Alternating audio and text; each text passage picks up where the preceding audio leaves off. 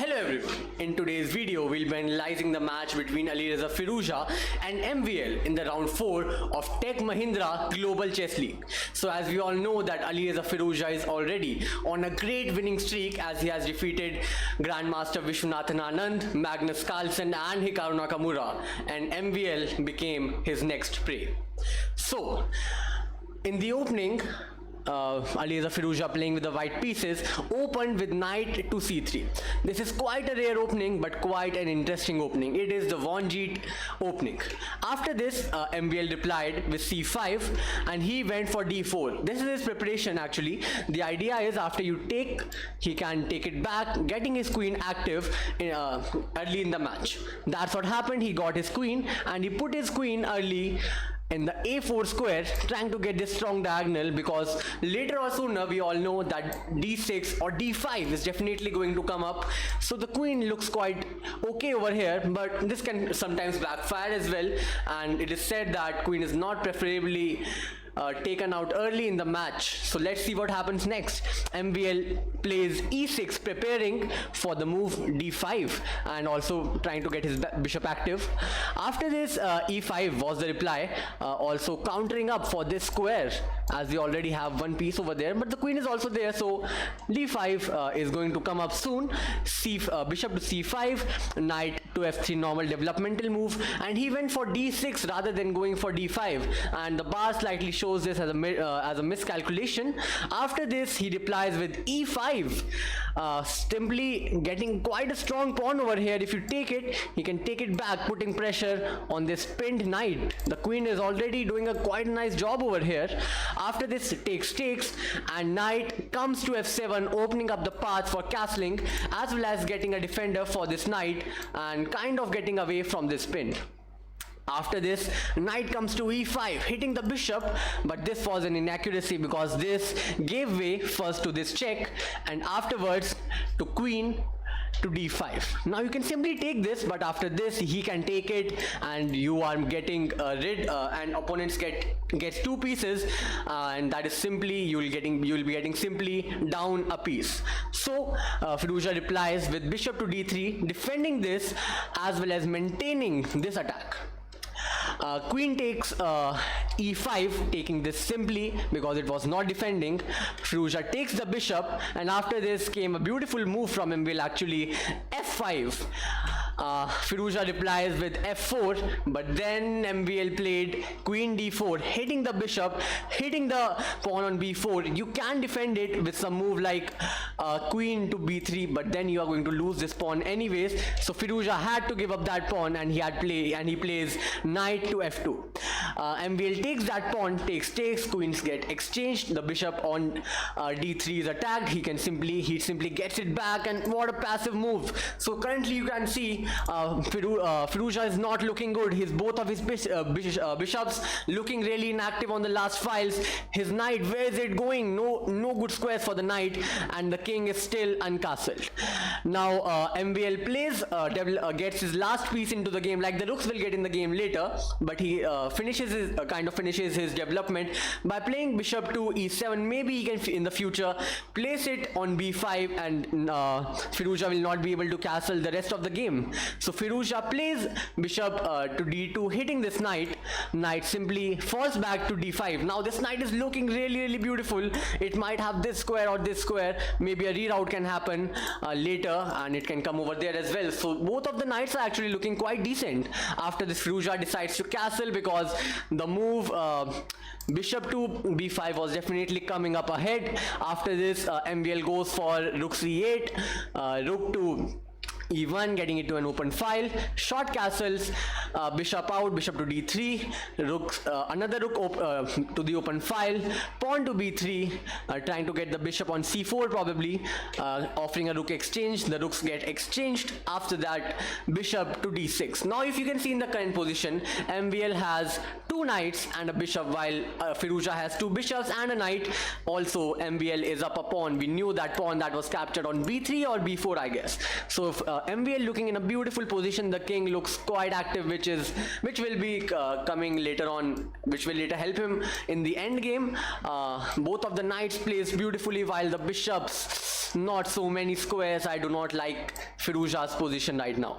After this, the move g4, defending this pawn so that his bishop can move on freely. The bishop was kind of stuck here, so also making a pawn chain. So after this, knight goes to f6, preparing for maybe a reroute over here or here, and the bishop attacks the rook. Rook moves on to d7, bishop f1, bishop e4, rook e7, exchanging the rooks, and now after a few moves exchanging the bishops as well. So after this, the position was like this on move number 33. Two bishops versus two knights. And white's king does not look beautiful, it is really haunted, but right now two knights are not enough to checkmate it. Simply defending the bishop, and these two knights are going to hunt for the pawns. And guys, to be honest, in this endgame I really prefer MVL, because we all know that the pawns are cluttered here, the king is defending it, and in such a scenario two knights are really superior as compared to two bishops. And on top of that, the cherry on the cake is that you are already down a pawn. Let's see what Firouzja does. And guys, by the way, this was a blitz rapid tournament, but there was no increment, so they both had to be careful. Firouzja down to 3 minutes, MVL still had 6 minutes. Now he goes for bishop to c3, knight comes to b4, pawn to a3, knight goes to d5, bishop goes to c4, attacking the knight, and maybe if it takes it, breaking off, creating two pawn islands over here. After this, king moves to e7, maybe coming here, and king can be quite active, and white also needs to make some advances really quick with the king. King comes on to f1 as we were talking, king d6, king e2, king c5, and the king was looking kind of dangerous right now, so he pushes this pawn so that like all of these three pieces will be connected and there will be no threats. Also the bishop can come over here and maybe put on some pressure, and MVL's advantage was looking like it was getting thinner and thinner as every move passes, and he had to make some decisions on how to like make good use of his advantage.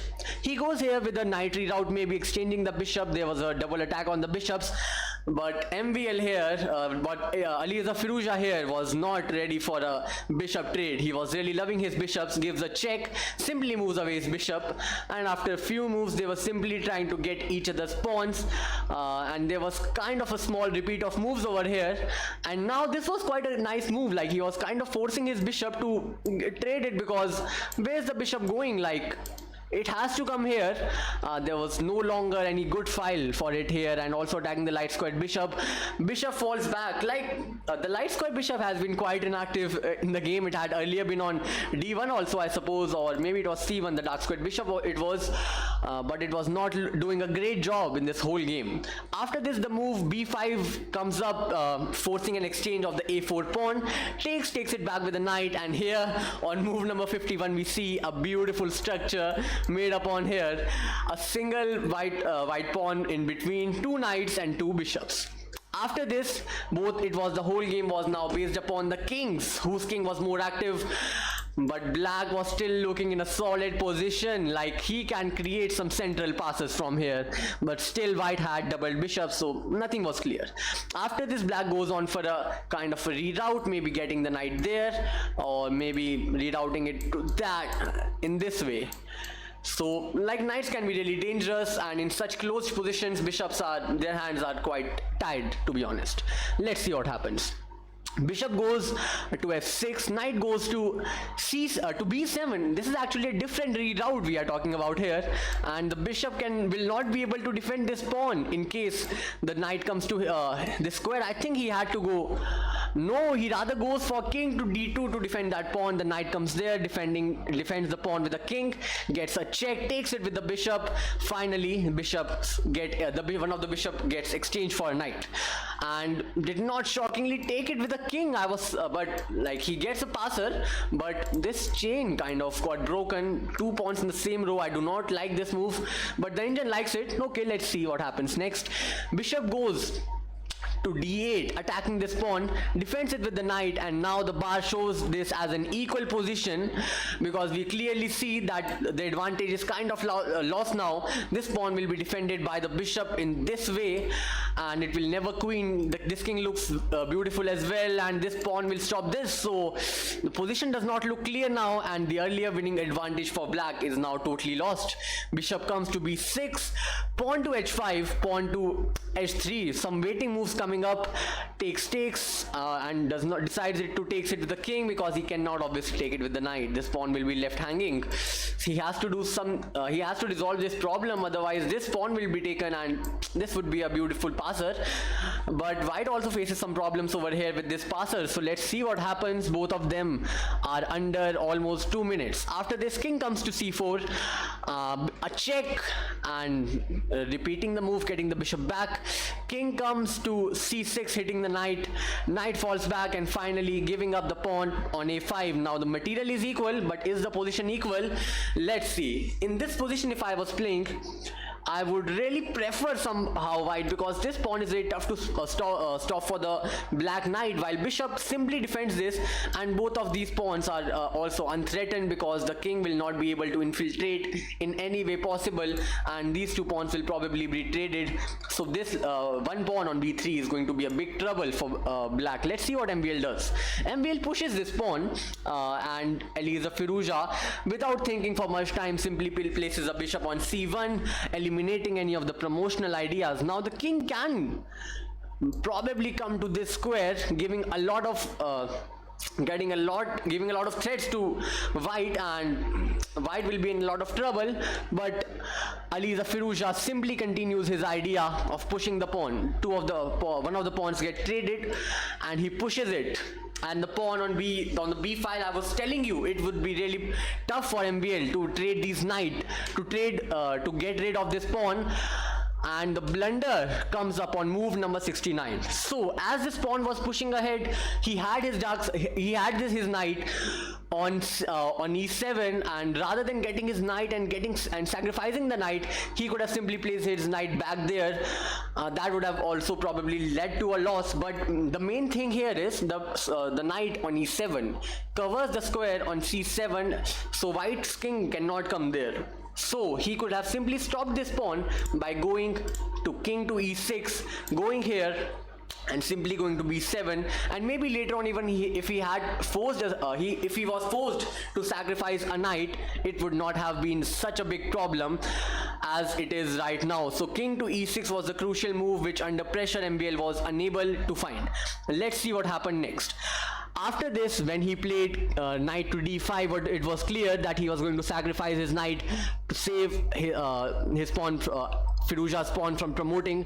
But after this, it was a piece of cake for Firouzja, as his king simply came back. This square was defended, and he also eliminated any ideas of MVL's king coming from here by making a wall. This is actually called creating a wall in front of the king. The king cannot come to any square, and after a few moves, it was a zugzwang scenario for MVL, as he had to move his king to g2, as this pawn was defended, and he eventually resigned it because he would have moved it here. This pawn would have got captured, and after a few moves, the final pawn would have also been captured, and this pawn would have been promoted. So I think that MVL did not play a great game here. He could have won that, but when there are two bishops and two knights, the position is never clear. Firouzja is also having a great lucky tournament, so congratulations to him. He has secured his 4th win, and we have seen it before, Alireza Firouzja going on a win streak, and we are seeing it again. MVL also could not capitalize on the time advantage. He was almost double ahead in time, and in such scenarios, when the tournament does not have any increment, I think you really need to capitalize on that time advantage, which MVL could not. So guys, this was today's video. I hope you enjoyed it. I will try to make more of such recap videos, and subscribe for more.